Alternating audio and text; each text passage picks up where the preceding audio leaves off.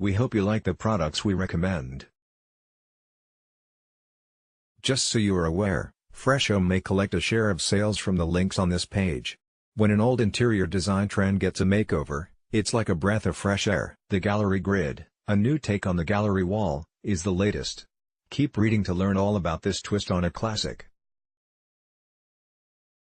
See why it works so well and how to recreate the look on your own. Trust us when we say that you won't want to miss out on this one.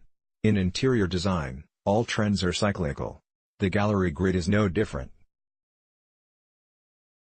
With this comeback, we see a more refined version of the gallery wall. While the traditional gallery wall was all about eclectic curation and placement, the gallery grid offers a more tailored take on displaying wall art.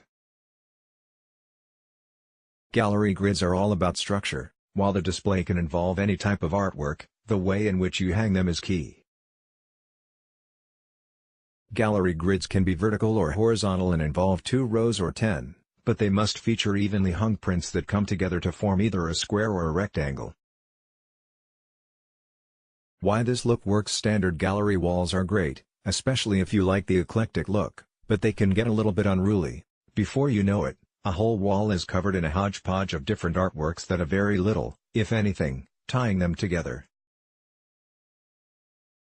Believe it or not, having to take in all that stimuli is actually overwhelming to us. Psychologically, it all has to do with the way in which our brains process information. According to Gestalt psychology, though our eyes take in separate pieces of information, our brains boil all of it down into a singular, simpler and recognizable pattern. With a traditional gallery wall, this may be impossible. A gallery grid, however, makes it easy. In fact, gallery grids are based on repeating patterns. For one thing, no matter how many pieces of artwork are used, it's always an even number. There's also a coordinating color scheme or topic that brings the individual pieces of artwork together. Pattern recognition is very easy with these arrangements, which is why we tend to see them as more aesthetically pleasing. Collect this idea: this type of gallery wall is a bit more structured. Image, Mtlapkovic/Shutterstock. How to pull off your own gallery grid. Now that you know what this trend is and why it works, the next step is learning how to put one of your own together. Though this process is fairly simple, we have a few tips that you can keep in mind to help ensure that your gallery grid comes out looking great every time.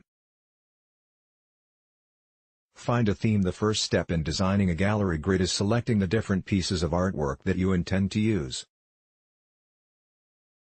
Rather than just choosing any piece you like, you're going to want to build this arrangement around a theme. You can go with a topical or color-driven theme, but you must have some sort of common thread to tie the look together. Work in even numbers. Like we said above, your gallery wall can be as big or as small as your heart desires. It can have as many rows and columns as you'd like. However, if there's one rule that you absolutely must follow, it's that your grid must contain an even number of artworks. It will not work otherwise. Measure, measure, measure when putting up a gallery grid. Measuring is the secret to success. Not only does it need to include an even number